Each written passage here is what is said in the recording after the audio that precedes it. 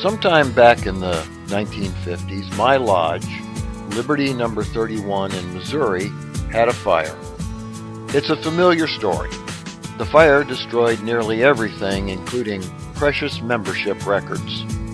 Members, as usually happens, rebuilt the building, but the membership records were lost forever. Or so we thought. Then, one day back in 2004, our secretary was rooting through our junk room and came upon an old box. When he opened it, he discovered membership logs from the mid-19th century. What a find! Rummaging through the records proved fascinating, and before our next meeting, for what it's worth, I was master at the time, the secretary and I sat there going through some of them.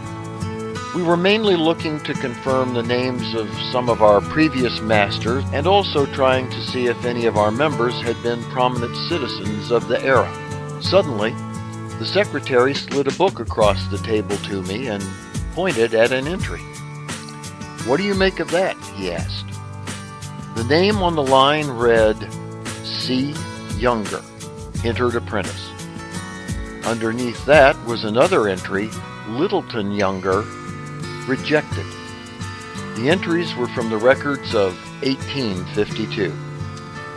We were both thinking the same thing. C. Younger? Would that be Cole Younger? The notorious bandit turned Confederate Civil War guerrilla Cole Younger? In my opinion, Cole Younger wasn't exactly Freemason material, but I had to find out. I began checking the next morning.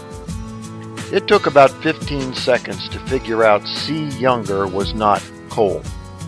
Thomas Coleman Cole Younger was born in 1844 and would have been a kid at the time. But who was C. Younger, and in fact, who was Littleton Younger, and why was he rejected? We found no records to indicate our C. Younger advanced beyond the first degree. He was not Cole's father, whose name was Henry. His paternal grandfather, however, was named Charles. Cole also had an uncle named Charles Younger. Nothing in my research led to any concrete conclusions. Cole's grandfather, Charles Lee Cole Younger, died in 1854. He wouldn't have been a Mason for long, but perhaps that might explain why he only received the first degree. Since Cole's Uncle Charles was not as old, it may be more likely he was Liberty's entered apprentice.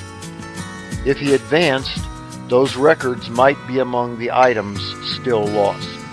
Once Cole's escapades as a thief, murderer, and member of Quantrill's raiders began, Uncle Charles moved out of the area. Born in Virginia, Littleton Younger, also one of Cole's uncles, moved to Kentucky, where he met and married his wife Eliza. From there, the couple moved to Liberty, where they had 5 children. After their children were born, they moved to an area northeast of Eugene, Oregon. There is no record as to why his petition for membership was denied. Once described as a sportsman, perhaps he shot something other than the white-tailed deer indigenous to the area. Whatever the case, once established in Oregon, he did, in fact, join the fraternity. His gravestone shows he was born in 1816, died in 1893, and it bears that familiar symbol, the square and compasses. It's almost certain Cole Younger was never a Freemason. At the age of 18, he had already committed his first murder and had a $1,000 bounty on his head. He is known to have killed 17 men and was shot so many times he once said of himself, "I guess you could strike lead in me in almost any place you drilled." He died peacefully in 1916 at the age of 72. In all, he was one of the most notorious men in the country, along with another famous Clay County, Missouri resident, Jesse James, whom he hated. But that's altogether another story. For the Whence Came You podcast, this is Steve Harrison with the Masonic Minute.